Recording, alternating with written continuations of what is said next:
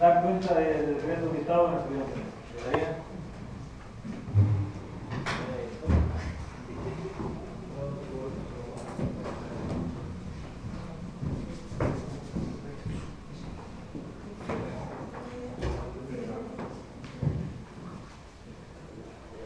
Bueno, se da cuenta los decretos dictados en el periodo interplenario comprendido entre el 14 de enero y el 1 de agosto. En materia de disciplina política, el 17, en materia de personal y empleo público, el número 10, 12, 14, 30, 31 y 33. En materia de intervención, tesorería y recaudación, el 8, el 9, el 13 y el 18. En materia de responsabilidad patrimonial, el número 28. En materia de organización y funcionamiento, 11, 19, 21, 22 y 32.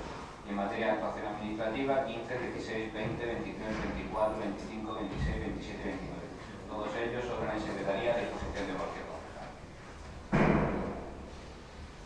Bien. Punto 10. Moción no resolutiva de miembros de la corporación.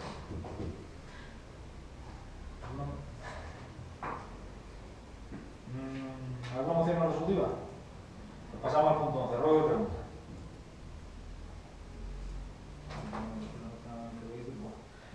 Los ruegos y preguntas del pleno de la sesión anterior, por el señor Pineda, se formuló un ruego o una pregunta que tenía que ver con el tema del Consejo Municipal Agrario de las cuestiones de residuos, que se dio respuesta en ese mismo pleno. Y por otro lado, se hizo un ruego que a su vez se lo hacían llegar, según decía, vecinos del piso, sobre la señal de Internet. Decir que no teníamos constancia de este efecto y de cualquier forma hemos pasado nota a la concesionaria y nos informo que la cobertura es óptima, pero que procederán a revisarla. Luego hacía otra cuestión sobre la subida de impuestos y cuánto es el importe que se repercutiría con respecto a la subida del decreto del gobierno del IBI y lo que repercutiría diferente. La respuesta, lo hemos dicho antes en el debate del presupuesto, es que la cuantía exacta se determinará cuando se elaboren los padrones por parte del Ministerio, pero la estimación aproximada es de unos 80 o 100.000 euros al año. Por el señor Rodríguez Jiménez se formularon los siguientes ruegos y preguntas. Primero era que si por el Ayuntamiento se había tramitado ante la Diputación alguna modificación del proyecto de la rotonda que afecta al solar, que hay que estamos hablando del solar donde está haciendo una modificación, donde se iba a hacer el antiguo cuartel, donde estaba previsto hacer el cuartel de Guardia Civil y que se está haciendo una modificación para uso comercial. Y se pregunta que como va a haber más acceso de más número de vehículos, entiende, que si se ha solicitado a la Diputación. La respuesta es que no consta ni es previsible que vayan a existir problemas de congestión en la glorieta. Es una hipótesis que desconozco en qué se sustenta. Luego dice que también debo recordar que se convenió con la mercantil Obras Campo en aras de interés público de equipamiento para la futura construcción, que al desarrollar el sector ha de sacrificarse y aceptarse a concretar la edificabilidad y las condiciones de edificabilidad del entorno. Y viene a preguntar que cómo se va a compensar y en cuánto se valora la compensación a la que podría tener derecho. La respuesta es que no es cierta su afirmación. El convenio con Obras Campo no suponía ninguna merma en el aprovechamiento al que tenía derecho, aprovechamiento que se mantenía íntegro, sino que afectaba a la superficie de suelo en el que se materializaba ese aprovechamiento, circunstancia que fue compensada a solicitud de la mercantil, ampliando el porcentaje de aprovechamiento destinado a uso comercial. Punto 3 o tercera cuestión. También pregunta que si para hacer posible la consecución de la parcela de equipamiento para la construcción del futuro comercial recibido en el municipio, hubo que tramitar una modificación puntual para reclasificar suelo, incluyendo suelo que antes no era urbanizable y se aportó como única y fundamental justificación la de interés público del objetivo de construcción del futuro cuartel de la Guardia Civil. Y tal, viene a preguntar que si se ha consultado con la Comisión Provincial de Urbanismo si tenemos que revisar el expediente de modificación para reclasificar el suelo, ahora que se va a demostrar que la justificación que se aportó es falsa. La respuesta es que no es cierto que para conseguir la parcela de equipamiento hubiera que reclasificar suelo, y como debería conocer el informe de la Comisión Provincial de Ordenación del Territorio y de Urbanismo, se solicita en un momento del procedimiento que no es en el que nos encontramos. Luego se hace un ruego para que las anteriores preguntas figuren en el acta, ¿está claro? Y el punto 5 es de una redacción extensa y el único que yo observo en este punto, en este apartado 5, solo observo que se contenga un ruego, y es que no sea tan atrevido yo y que tenga dignidad. El ruego se acepta en su primera parte y se rechaza en la segunda por su falta de respeto al dirigirse a esta presidencia. Por la señora Pérez Felices se formulan los siguientes ruegos y preguntas. Dos preguntas que nos han hecho llegar los vecinos. En la zona de las Palmeras, en Barranquete, se han producido en los últimos días varios robos, así como en otras zonas del municipio. Desde el Grupo Socialista queremos que nos explique el señor alcalde qué medidas se han llevado a cabo y qué medidas tiene previstas el ayuntamiento para tratar un asunto tan importante como es la seguridad en el campo para los agricultores de Níjar. Y otra pregunta es que cuál es el importe exacto del año 2011 del servicio de telefonía móvil en el ayuntamiento de Níjar y con qué compañía se tiene contratado el servicio o con qué compañía se tiene contratado el servicio. La respuesta es que sobre las medidas de seguridad no se escatiman esfuerzos, tanto desde la policía local como desde los demás cuerpos y fuerzas de seguridad del Estado. El problema es real, pero no más intenso que en el resto de la provincia, según se puede constatar de las estadísticas. Y con respecto a la telefonía, son varias las compañías y los importes los tienen a su disposición en la tesorería municipal. Esos fueron los ruegos y preguntas de la sesión anterior. Luego se ha registrado en el registro general del ayuntamiento un escrito de Izquierda Unida en el que se hacen algunas cuestiones para que fueran contestadas en este pleno. La primera de ellas es en relación con el servicio de extinción de incendios y se pregunta qué cantidad adeuda este ayuntamiento al ayuntamiento de Almería por el uso del servicio de extinción de incendios de Almería Capital. ¿Cuántas intervenciones realizó el servicio de extinción de incendios de Almería el año pasado en nuestro municipio? La respuesta es que no me consta que el ayuntamiento deba nada a bomberos de Almería y no lo puedo decir con exactitud el número de intervenciones llevadas a cabo por no disponer del dato en este momento.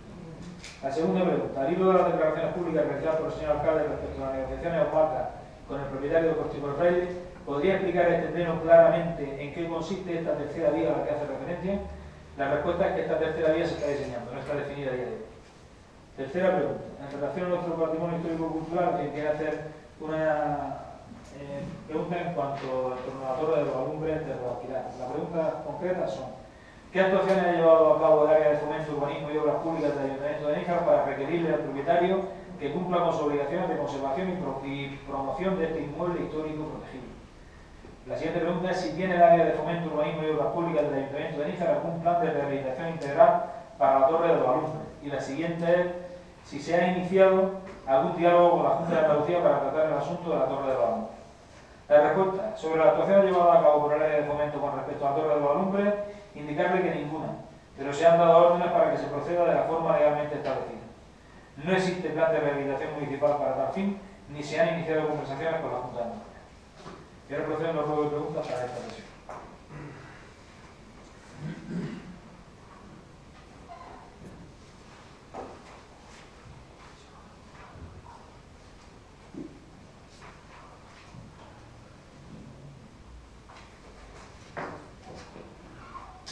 Bueno, turno de...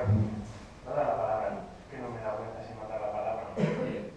Me has dicho ahora para hacer tengo pero como no te...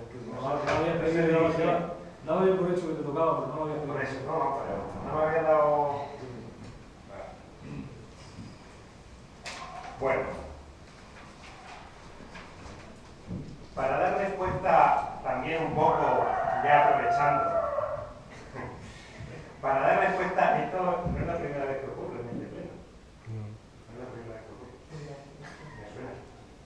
Para dar respuesta a las declaraciones realizadas por el concejal de urbanismo, Rafael Salvador, mediante medios oficiales del ayuntamiento, en el que se me interpelaba respecto de por qué el desarrollo del macroproyecto de Nazareno iba a afectar negativamente al empresariado turístico local, simplemente me gustaría que el alcalde me contestara de facto, respondiendo si reconoce las declaraciones hechas por él, por el alcalde, en abril, donde decía al respecto del Cambronero, que recuerdo donde se pretenden ubicar 2.400 plazas hoteleras, decía lo siguiente: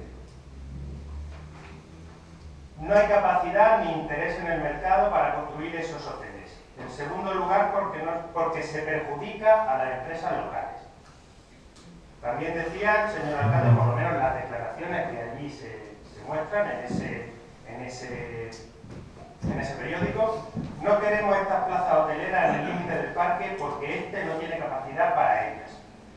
También decía construir 7 hoteles con una media de 170 habitaciones, el triple del hotel más grande que hay en el municipio. O sea, no construir 7 hoteles. Entendemos que se pida generar suelo por si algún día hay que hacer hoteles, dejarlo previsto.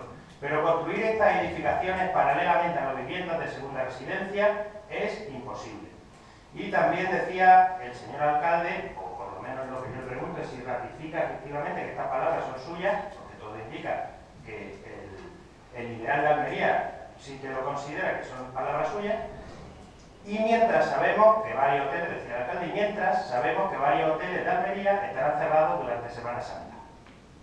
Bueno, ¿reconoce usted estas declaraciones suyas? Porque yo creo que con esto se responde a las preguntas del concejal de urbanismo, Rafael Salvador, porque usted mismo afirma aquí, como no podía ser de otra manera, que este macroproyecto turístico afecta de lleno a muchos empresarios locales turísticos de nuestro municipio. Y le afecta negativamente, especialmente a aquellos que se dedican a los alojamientos hoteleros o pequeños alojamientos. Por otro lado, ¿cree usted ahora que este proyecto es verdaderamente viable? ¿Acaso ha mejorado la perspectiva económica? Porque por lo que parece antes no era tan viable como pretenden hacernos pensar ahora. Otra pregunta, cambiando de tema, en relación con sus declaraciones y negociaciones ocultas con el propietario del Cortijo del Fraile. Le ruego que no se desvíe de la propuesta moción que fue aprobada por usted también en este pleno. En ella